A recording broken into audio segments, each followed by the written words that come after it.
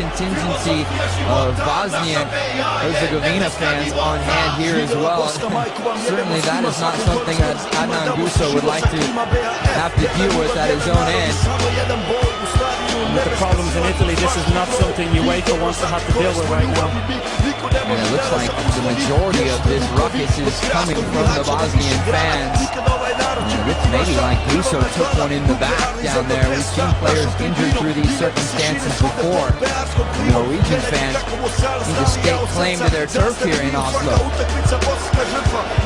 The Norwegian fans looking on in disbelief, and it certainly seems to be coming from the Bosnian end, but the Bosnian keeper, the one who almost got hit with one of those flares or fireworks. Not only will this put a delay into the match, but obviously you can see there'll be some time to try and clear the air here smoke-wise, as well as some of the happenings down on the field, and that is what can happen when those flares can strike one of the advertisement boards on the side.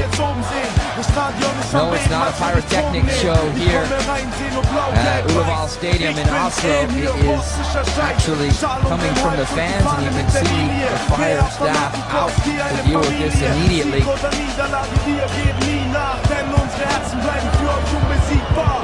Well, the ordeal would last some 35 minutes here in this one.